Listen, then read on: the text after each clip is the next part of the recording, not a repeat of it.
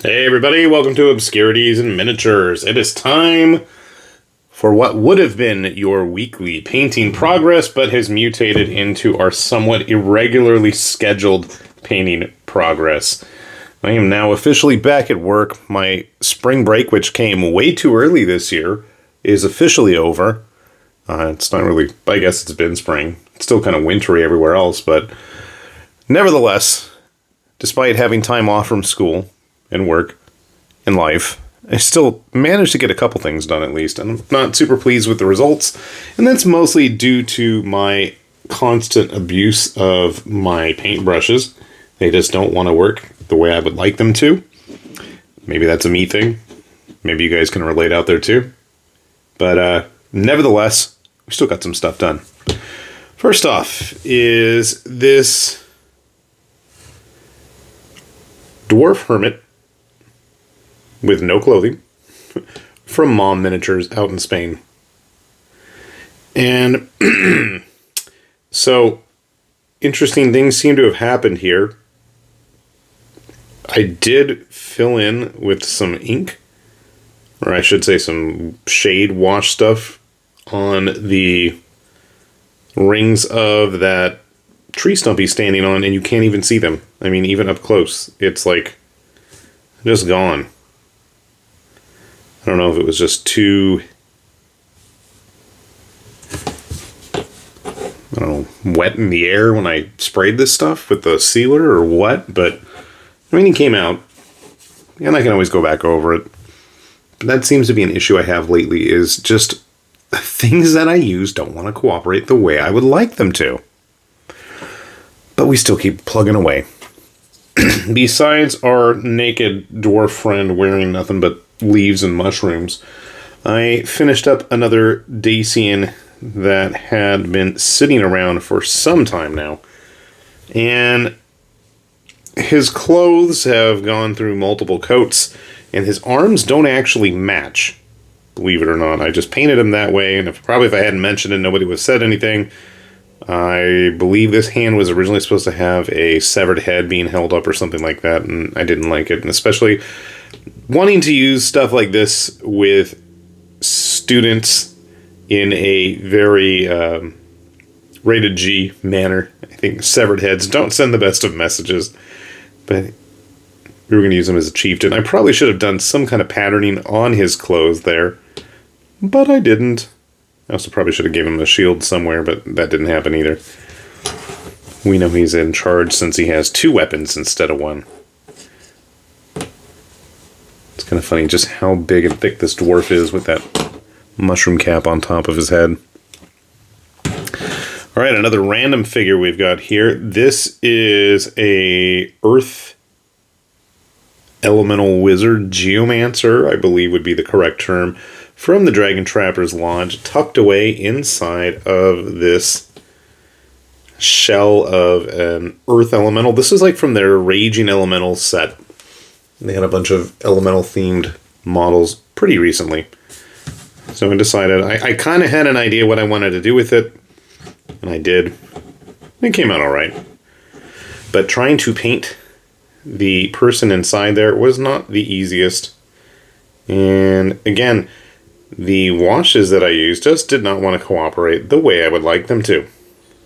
Something to experiment and play on with in the near future, at least. Again, from a distance, I think it's going to look fine. You can see that she's in there. You can see that there's at least paint on her, but the way I painted it reminds me of some of those sloppier Mage Knight stuff I had back in the day.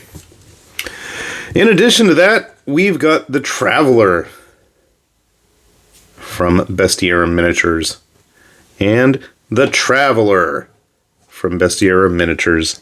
And the Traveler from Bestiarum Miniatures. And the Traveler from Bestiarum Miniatures. I have not finished all of the Travelers yet, so I want to say this is probably the most basic base form, and I'm not happy with a couple of things on here. I don't know what keeps happening with my purples. Either I've thinned it down too much, because every time you can see the... What the hell? You can see, like, the...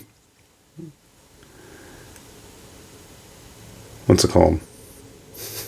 I can't even think of primer. You can see the primer starting to show through there, and it's like I try not to get my grubby paws all over the models while I'm painting them. And you can see some of that happening on the back there. And often, once they're on the base, you know, my fingers ain't touching that model. But nevertheless, something's occurred there. Same thing right here. I don't know what that is. If it's just the too much sealer getting on there and it's just like stripping the paint or something. I don't know. But at least this one he has clothes. He does have a bit of a loincloth underwear thing going on there underneath his apron. So I had to paint that before putting it on the base. Same thing with his less clothed version here. I'm not happy with most of their eyes. I'm sure all you Chaos players out there could find a wonderful set of uses for a model like this with so many tentacles growing off of him. I'm not happy with his eyes, but that's something that can be worked on still.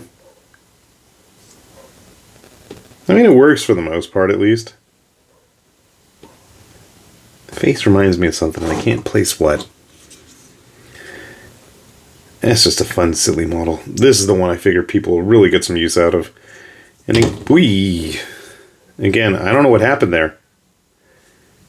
Like, the sealer cracked the paint or something. It didn't look like that before I sealed it. I can tell you guys that much. I'll have to go back and fix that up for sure. I think it's got like these little lamprey mouth tentacle sucker pads. Which I probably should have painted some teeth on, but I was just ready to call it a day. Obviously, since I'm going to have to go back and fix this up now, I think I still will do that. And finally, over vacation, I got this guy done. This is the False Knight from Comet Lord Miniatures. He's just a fun, interesting looking fellow. Again, play with the wash, and you can't see any of it on his face. And all these little weird spots kind of showing up here by my thumb or on his armor there weren't there before. And I know that because I had to like up to my eyeballs trying to make sure that none of that was happening. Is it the best paint job? Could it be improved? Certainly. Does it work at least for the time being? Yeah. Oh shoot, I was going to paint like an eyeball right there. I don't know if it's supposed to be necessarily a mimic. It gives mimic vibes, or doppelganger vibes. We've had the false people before, kind of similar concept. There were a bunch of false things that Comet Lord rolled with as a themed selection of the month one time. I know his next set for April is going to be an interesting one.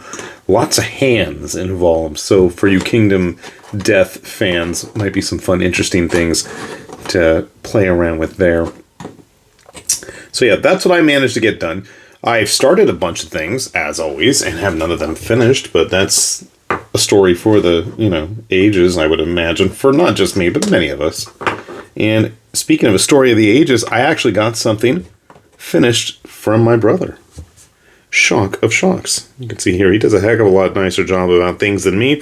But then again, he only gets like 1 or 2 figures done at a time. This is a Jade Coalition troop from the Maker's Cult. Mine are actually in Jade. His are a bit more old-timey 80s power armor looking, which is always a fun aesthetic. And then to match that, a figure that I have not really seen anywhere, other than obviously here, is this pilot from Crimson Steel Mechworks. Now, this guy specifically was included with one of the Mechworks fast attack models. I can't remember which one off the top of my head. Maybe me just putting this out there is going to hopefully summon them up. Or somebody can bring it up, I'm sure, in the comments below, so if people know where to look. But I'll have a general link, as always, down below if you guys want to hunt any of this stuff down. I really dig the asymmetrical big giant helmet. It's weird, it's fun, it's different. He's got a lot of vernier thruster things on the back of his armor, too. It's an interesting look. It's a nice size suit of armor, too. So at least some things got painted, some things got finished, and hopefully all of you out there are up to the same. And as always, I may not post it enough on social media because I've just been absolutely swamped and tired of dealing with it for the moment, but I'm sure I'll get back to it at some point. There are lots of fun things that need to be shown off, but we will always have those links there for you to check out. And likewise, anything that you guys are getting finished, I would love to see as well. So, hopefully people check that out. Hopefully that was not the sound of things breaking. Haha, it was not, shockingly. Those were some delicate little things I just knocked over there. And I'm about to snap and knock over again. But anyway, with that said then, this has been High Lord Tamberlane with Obscurities and Miniatures saying thanks for watching, and we will see you back here soon. Bye-bye.